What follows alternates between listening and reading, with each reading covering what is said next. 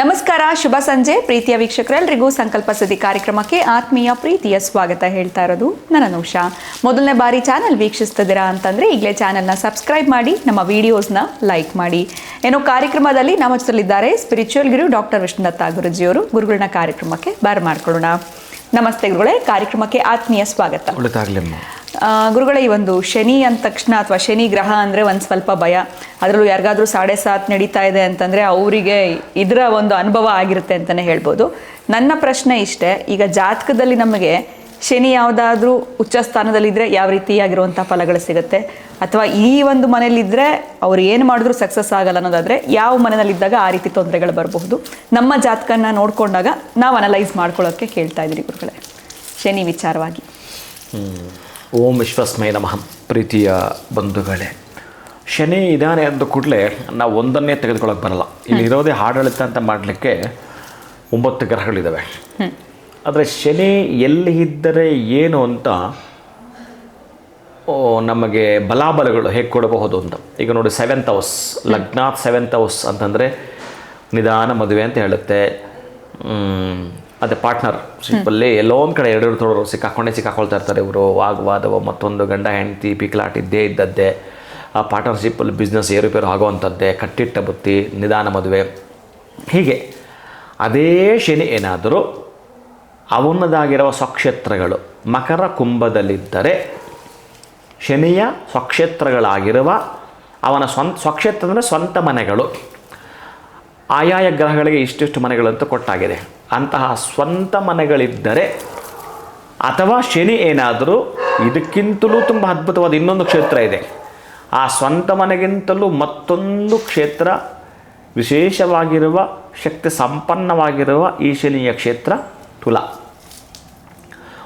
ತುಲಾದಲ್ಲಿ ಉಚ್ಚನಾಗ್ತಾನೆ. ಒಟ್ಟಾರೆ ಮಕರ ಕುಂಭ ತುಲಾದಲ್ಲಿದ್ದರೆ ಇದನ್ನೇನಂತಾರೆ, ಶಶಯೋಗ ಅಂತ ಕರೀತಾರೆ. ಶಶಯೋಗ ಇದ್ದರೆ ಏನು ಅಂತಂದರೆ ಆರೋಗ್ಯದ ಸಮಸ್ಯೆಗಳು ಬರಲ್ಲ, ದೀರ್ಘಾಯುಷಿಗಳಾಗ್ತಾರೆ, ಅವರಿಗೆ ಆನಂದ ಇರುತ್ತೆ. ಒಟ್ಟಾರೆ ಆ ಕಾರ್ಯದಲ್ಲಿ ಈಗೋ ಹಾಗೋ ಮಾಡಿ ಜಯಿಸ್ತಾರೆ, ಅದ್ಭುತವಾಗಿ ಜಯಿಸ್ತಾರೆ. ಭಾಳ ವಿಶೇಷ ಇರುತ್ತೆ. ನಾನು ಕೆಲವೊಬ್ಬರಿಗೆ ಬರಬೇಕಾದ್ರೆ ಯಾರಾದರೂ ಇಂಪಾರ್ಟೆಂಟ್ ಅಂದರೆ ಅವರು ಒಂದು ದೊಡ್ಡ ಮಟ್ಟದ ಸಮಾಜಕ್ಕೆ ಕೊಡುಗೆ ಕೊಡುವಂಥವರಾಗಿದ್ದರೆ ಈ ಚಾರ್ಟನ್ನು ಬೆಳ್ಳಿ ಅಥವಾ ಬಂಗಾರದ ತಗಡಲ್ಲೇ ಸಿದ್ಧತೆ ಮಾಡೋದು ಬರುತ್ತೆ. ಅದಕ್ಕೆ ಜೀವಾದಿ ತತ್ವನ್ಯಾಸ ಪ್ರಾಣ ಪ್ರತಿಷ್ಠೆ ಅಂದರೆ ಆಯಾ ಗ್ರಹಗಳಲ್ಲೂ ಆ ಪ್ಲಾನೆಟ್ ಪ್ರಕಾರ ಲಗ್ನ ಅವರ ರಾಶಿಯನ್ನು ಕಾಂಬಿನೇಷನ್ ಮಾಡಿ ಈ ಪದ್ಧತಿಯಲ್ಲಿ ಮಾಡಿ ಅವರಿಗೆ ಪ್ರತಿನಿತ್ಯ ನಾನು ಪೂಜಿಸ್ತೀನಿ ಅಂತಂದರೆ ಕೆಲವೊಂದು ಕಂಡೀಷನ್ಸ್ ಇದಾವೆ ಇಲ್ಲಿ. ಆ ರೀತಿ ಮಾಡ್ತೀನಿ ಅಂತಂದರೆ ಇವತ್ತೇ ಇವರು ಹುಟ್ಟಿದ್ದು ಅನ್ನೋ ಈ ಒಂದು ಮ್ಯಾಚನ್ನು ಮಾಡಿ, ಈಗ ನಮಗೆ ಬೈ ಬರ್ತು ದೇವರೆಲ್ಲ ಕೊಟ್ಟಿದ್ದಾನೆ, ಏನೋ ಕಾರಣಾಂತರದಿಂದ ಆಕ್ಸಿಡೆಂಟಾಗಿ ಕಾಲು ಹೋಯಿತು ಅಂತಂದರೆ ಕೃತಿಕವಾಗಿ ನಿಮಗೆ ಬೇಕಾದಷ್ಟು ಹಾಕೊಂಡು ಓಡಾಡ್ಬೋದು, ಇದ್ದಾವೆ. ಒಟ್ಟಾರೆ ಒಂದು ಕಡೆ ನೀವು ಮೂಲೆಯಲ್ಲಿ ಕೂತಿರೋ ಬದಲು ಓಡಾಡಲಿಕ್ಕೆ ಡಾಕ್ಟ್ರು ನಮ್ಮ ಮಾನವ ನಿರ್ಮಿತ ಆಗಿರುವಂಥದ್ದು ಒಂದು ಕೃತಿಕ ಇದೆ. ನಾನು ಇದನ್ನು ಯಾಕೆ ಹೇಳಿದೆ ಅಂತಂದರೆ ನಿಮ್ಗೆ ಅರ್ಥ ಆಗಲಿಕ್ಕೆ. ಇದರ 10 ಪಟ್ಟು ದಟ್ಟ ದಾರಿದ್ರ್ಯ ಅನುಭವಿಸ್ತಿದ್ರೆ ಈ ಚಾರ್ಟ್ ನಮ್ಮ ಹತ್ರ ಇತ್ತು ಅಂತಂದರೆ ಅವನು ಯಕ್ಕಚಿತ್ ಅದ್ಭುತವಾಗಿ ಬೆಳೆದೆತ್ತಿರಬೇಕಾಗತ್ತೆ. ಹಾಗೇ ನಿಮ್ಮ ಲಗ್ನಾತ್ ಶನಿಯ ಸ್ಥಾನ ನವಮ ಸ್ಥಾನ ಬರುತ್ತಾ ಅಂದರೆ ನವಮ ಸ್ಥಾನ ಅಥವಾ ದ್ವಿತೀಯ ಸ್ಥಾನ ಏಕಾದಶ ಸ್ಥಾನ ತುಲಾ ಬರಬೇಕು. ಆತನಿಗೆ ಯಾಕೆ ಸೆಟ್ ಮಾಡಬೇಕು, ಹಾಗೆ ಸೆಟ್ ಮಾಡಿ ಬೀಜಾಕ್ಷರ ಬರೆದರೆ ಆ ಮಾರ್ಗದರ್ಶನದ ಪ್ರಕಾರ ಸಂಕಲ್ಪ ಹೇಳಿಕೊಂಡರೆ, ತೋರಿಸಿ ನೋಡೋಣ, ಅವನು ಆ ಉದ್ಯಮದಲ್ಲಿ ಬ್ಯಾಕ್ ಬಂದಿತ್ತು, ಆ ರಾಜಕೀಯದಿಂದ ಬ್ಯಾಕ್ ಬಂದಿತ್ತು, ತೋರಿಸಿ. ಹೀಗೆ ಶನಿ ಏನು ಮಾಡ್ತಾನೆ, ದೀರ್ಘವಾಗಿರತಕ್ಕಂಥದ್ದು, ನಾಟ್ ಟೆಂಪರವರಿ, ಟೋಟಲಾಗಿ ಅವರಿಗೆ ಪರ್ಮನೆಂಟ್ ಸೊಲ್ಯೂಷನ್ ಬೇಕು ಅಂತಂದರೆ ಆರೋಗ್ಯದಲ್ಲಿ, ಆಯುಷ್ಯದಲ್ಲಿ ಅವರ ಅಭಿವೃದ್ಧಿಯ ಪಥದಲ್ಲಿ ನಡೀಬೇಕಾದರೆ ಈ ಶಶಯೋಗ ಇರಬೇಕು. ಯಾವ ವ್ಯಕ್ತಿಗೆ ಶಶಯೋಗವಿಲ್ಲವೋ ಆ ವ್ಯಕ್ತಿಗೆ ಸ್ವಲ್ಪ ಇದೇ ಶನಿ ಏನಾದರೂ ಮೇಷದಲ್ಲಿದ್ದರೆ ನೀಚನಾಗ್ಬಿಟ್ಟ. ಇವರು ಹೇಗೆ ಅಂತಂದರೆ ಆಕಸ್ಮಿಕ ಅಲ್ಲಿ ಏನಾದರೂ, ಅದೇ ನಾನು ಯಾವಾಗಲೂ ಹೇಳಿದ್ದೀನಿ ನಾನು ನಿಮಗೆ, ಚಂದ್ರ ಮತ್ತು ಶನಿಯ ಕಾಂಬಿನೇಷನ್. ಹೌದು, ಮೊದಲೇ ಮೇಷದಲ್ಲಿ ಶನಿ ಬೈ ಬರ್ತ್ ನೀವು ಇದ್ದಾಗ ಸ್ಥಿತನಾಗಿದ್ದಾನೆ ನಿಮ್ಮ ಪ್ಲಾನೆಟ್ ಪ್ರಕಾರ. ಈ ಚಂದ್ರ ಮೂಮೆಂಟ್ 2.5 ಡೇಗೆ ಹೋಗ್ತಿರ್ತಾನಲ್ಲ, ಆ ಶನಿ ಇರೋ ಜಾಗಕ್ಕೆ 2.5 ದಿನ ಏನಾದರೂ ಚಂದ್ರ ಹೋದರೆ ಅವರನ್ನು ಮಾತಾಡಿಸ್ಬೇಡಿ, ಅವ್ರ ಜೊತೆ ಜಗಳ ಮಾಡಬೇಡಿ. ಆ 2 ಜನ ದಯವಿಟ್ಟು ಪ್ರಯಾಣ ಮಾಡಬೇಡಿ. ಹೀಗೆ ನೀವೇನೊಂದು ಬ್ಯಾಡ್ ನ್ಯೂಸ್ ಕೇಳ್ತಾ ಬರ್ತೀರಿ.